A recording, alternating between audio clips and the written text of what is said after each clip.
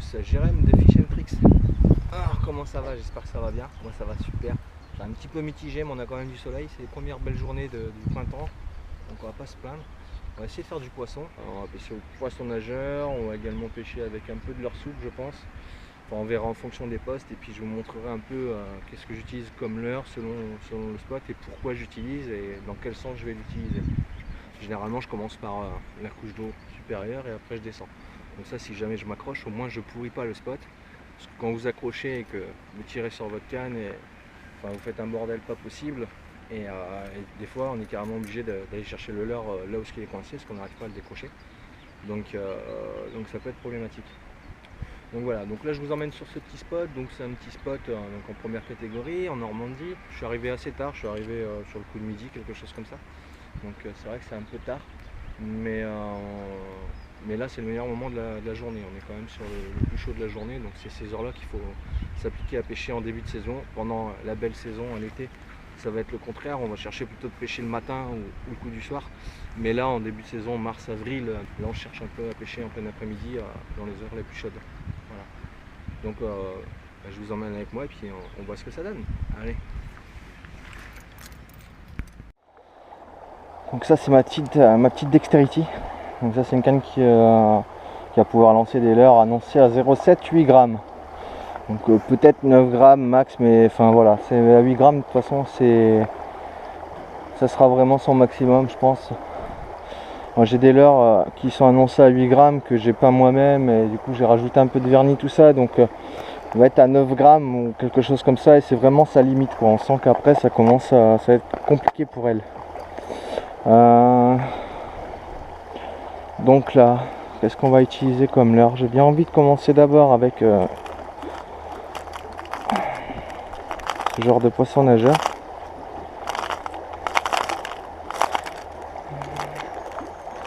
Faut vraiment que je m'achète des protections d'hameçon parce que ça commence à être un peu relou. Voilà, on va passer un petit coup avec ce leurre.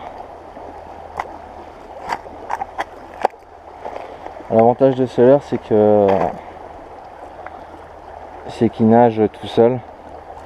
Il lui faut pas grand chose comme vitesse pour nager.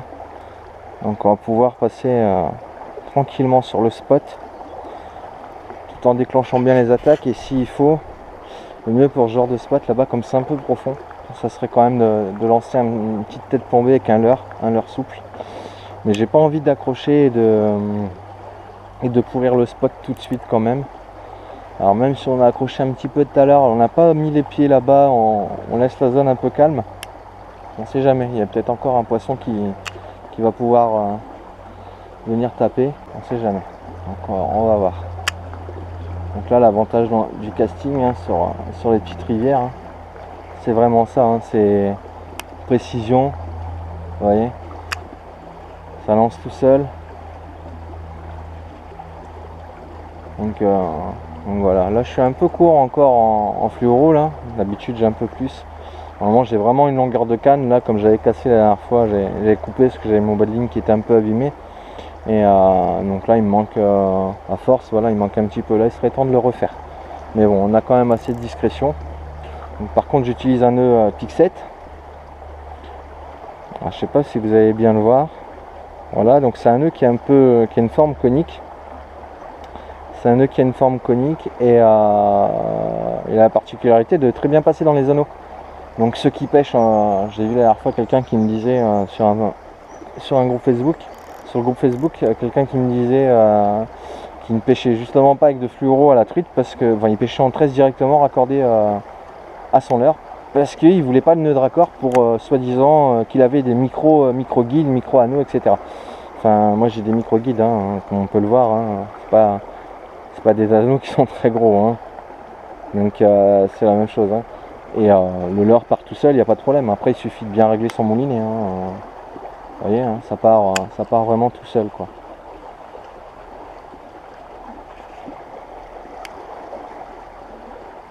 Alors quand on fait des petits lancers comme ça, pas très loin, moi je vous conseille, c'est un peu de desserrer le frein de friction.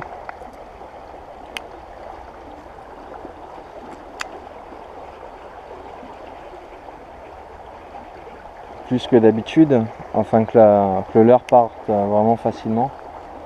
Bon, là je suis sur un leurre qui doit faire 6 grammes. Donc c'est vrai que ça a tendance à partir un peu plus facilement que des leurres de 3 ou 4 grammes. Mais bon.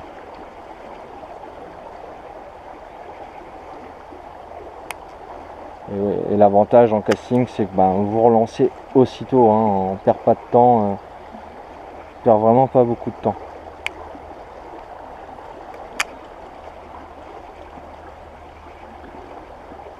Donc là j'ai mon leurre qui passe bien sur le spot. On va essayer de partir un peu plus loin sur le pont.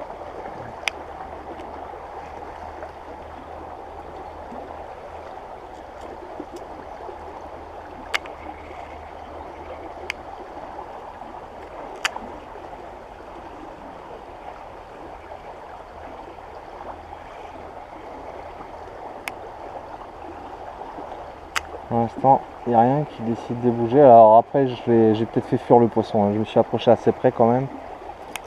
Donc j'ai dû me faire griller sûrement. Mais bon, on va assister un petit peu parce que la dernière fois, je sais qu'en insistant, ça avait fini par payer. Donc on va insister un peu.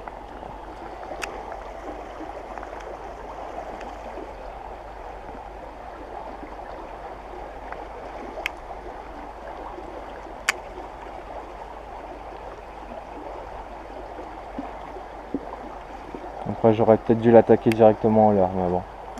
Ah, dans le mur. Là c'est jamais bon pour les leurres de lancer dans les murs.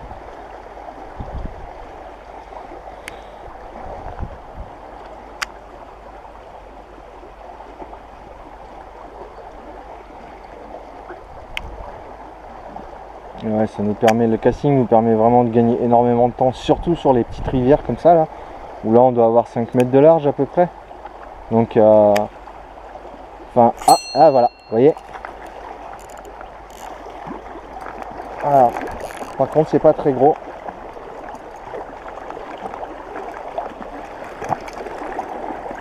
C'est pas très gros. C'est un poisson sauvage. Mais c'est pas la belle que j'ai vue la dernière fois, ni que j'ai piqué.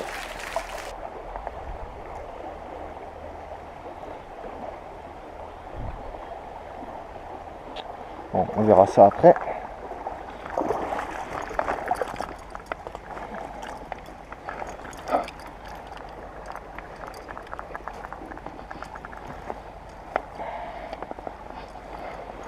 Voilà, la petite pince qui va bien.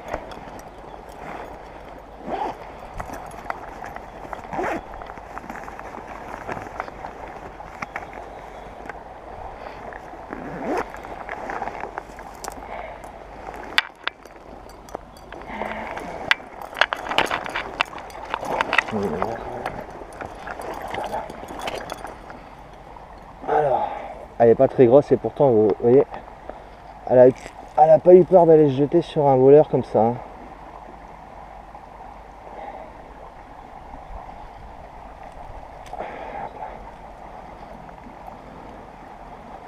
Ouais, je te laisse tranquille. Voilà, ça on laisse ça là.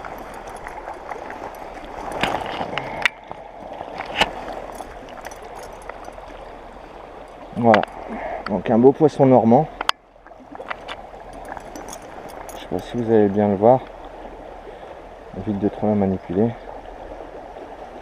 Voilà. Donc on n'a pas de point rouge sur celle-là. On n'a pas de point rouge. On va prendre une petite photo. Voilà. On aura un petit souvenir de toi comme ça. Petit poisson. Allez, on se le mesure pour le fun. On est à 30 et demi. Qui l'aurait cru, hein? Et là maintenant, on va te dire au revoir. On va te dire au revoir. Alors j'ai mon gilet qui se met devant la GoPro. C'est très sympa pour vous ça. Hop. Salut ma belle. Bon, comme quoi le spot on l'a pas si pourri que ça, donc on a quand même été assez discret dans l'ensemble.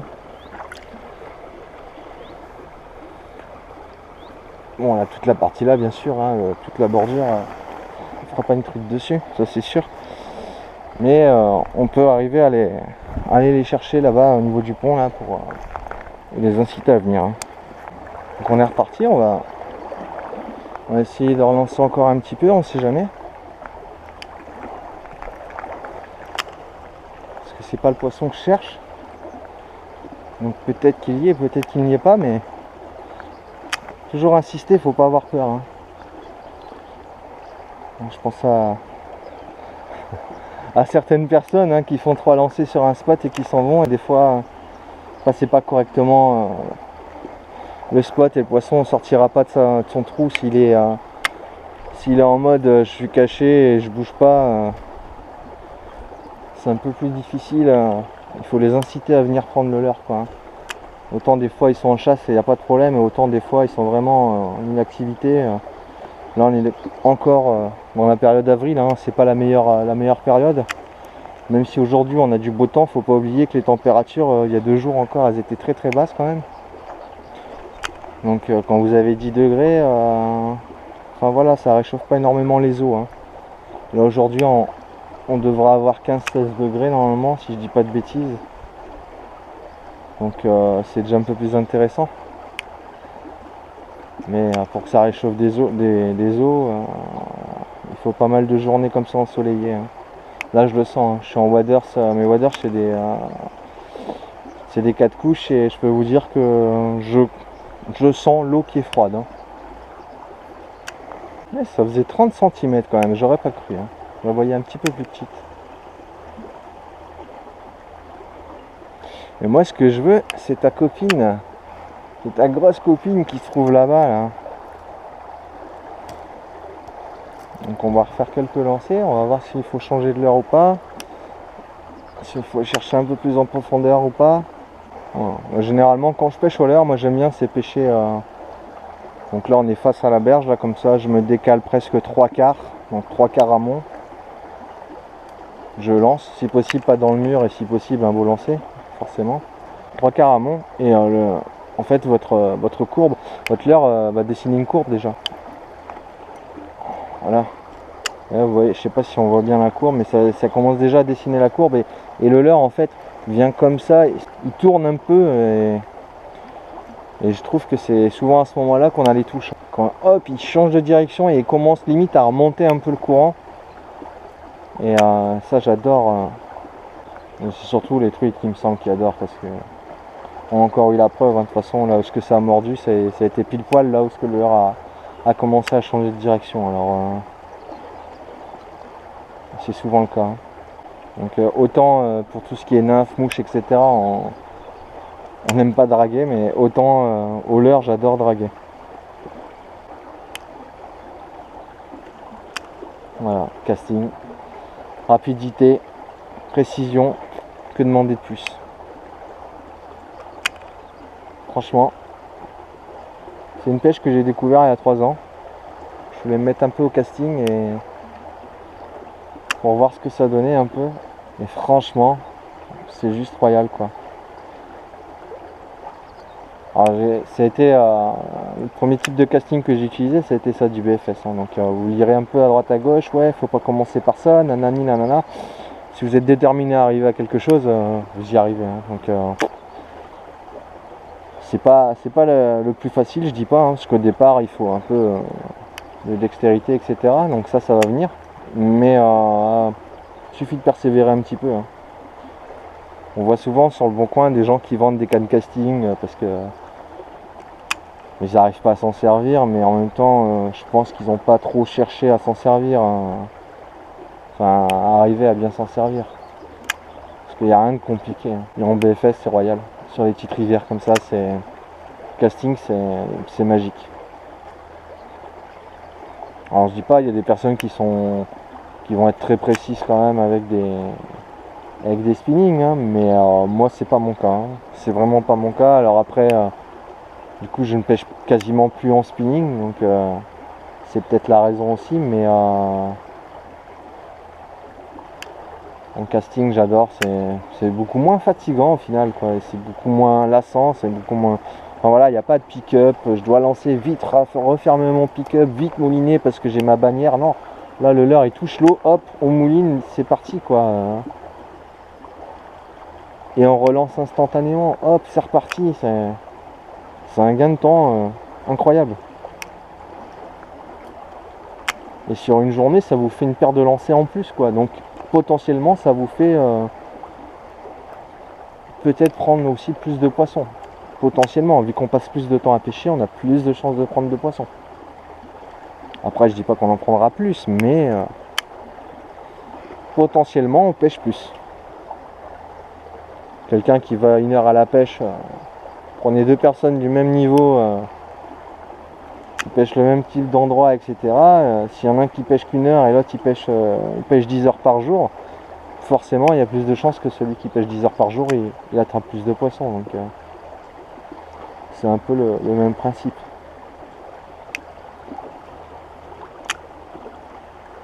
Et là on relance exactement au même endroit, etc. Il n'y a pas de souci, quoi. Bon, on va tenter leur soupe du coup.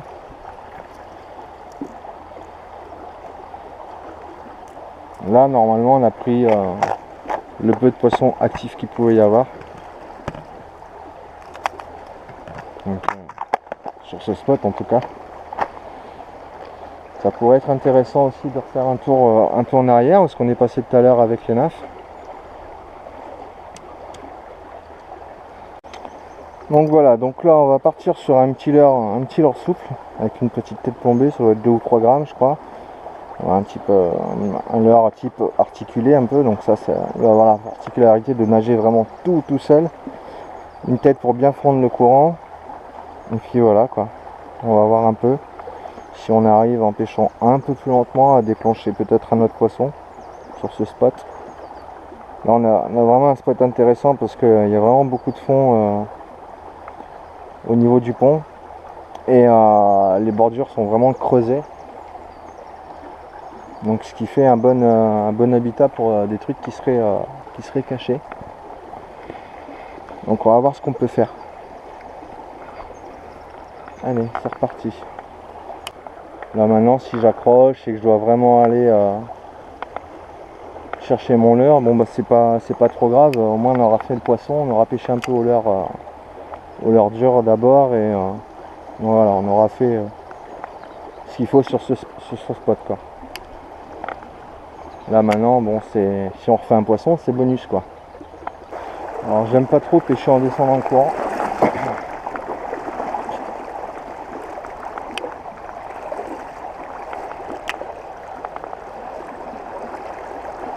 Bon, ça marche plutôt bien en début de saison hein, de pêcher un peu comme ça, mais ça reste compliqué, on n'a pas énormément d'eau non plus et on est facilement repérable. Alors là on a le soleil qui vient, qui part, un peu compliqué. Donc là il y a un gros nuage, on va essayer de mettre un peu d'UV.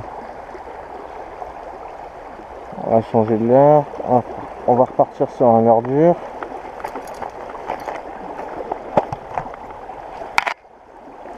On va partir sur ce leurre. Ça c'est le petit leurre que j'ai pas moi-même à l'aérographe. Il y en a peut-être qui le reconnaîtront et posté sur Facebook.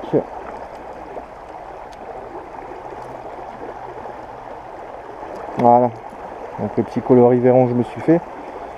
Donc là tout le bleu que vous avez et le orange bien sûr c'est des peintures fluo, donc réfléchissantes aux UV.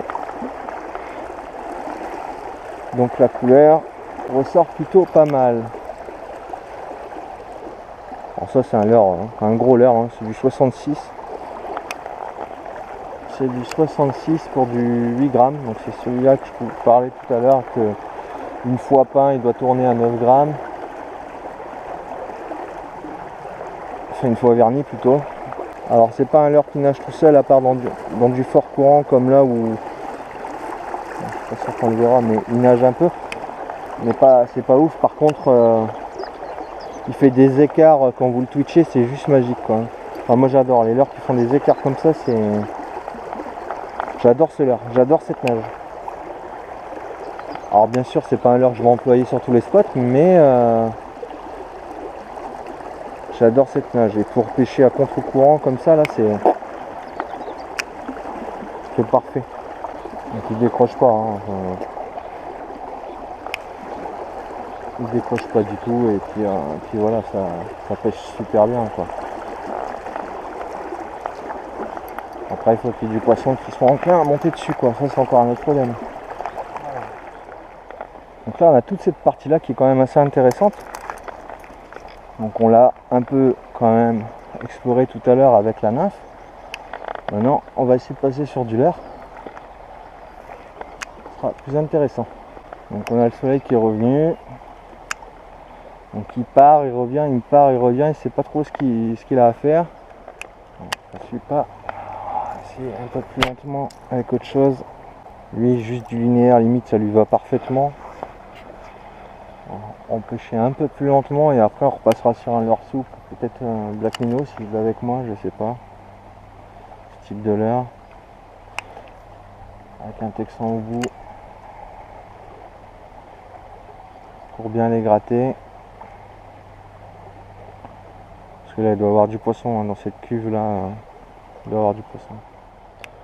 Voilà, black minnow qui a un peu vécu. Il a perdu son œil, il a pas. Bon après, cette canne pour ce type de leurre, elle est pas non plus super bien adaptée. Hein. Les hameçons texans, il faut quand même envoyer des ferrages assez puissants et c'est pas vraiment le top. Hein. C'est mieux d'avoir une canne un peu plus raide hein, pour pêcher en texan. Mais bon après ça n'empêche pas de piquer du poisson quand même. Hein. Mais on aura un peu plus de chances de décrocher. Vous voyez là, en fait on a une canne avec un sillon qui est très très souple. Vous voyez, j'arrive à faire un arc de cercle juste avec le sillon. Donc ça c'est la dexterity, j'en ai pas encore parlé, je ferai un petit retour là-dessus. Ça c'est une super canne que j'adore quoi. C'est vraiment une canne qui a été mon petit coup de cœur. Ah je l'ai vu en ramenant tout doucement, hein, vous voyez. Pourtant on a repassé avec pas mal de leurres dures.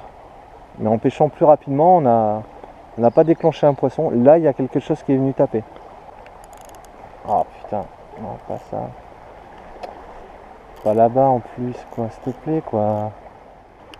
Bon, voilà, on a traversé, on a récupéré notre petit leurre souple. Donc là, je sais pas si vous pouvez le voir. Hop. Il y a un peu d'eau quand même. Hein.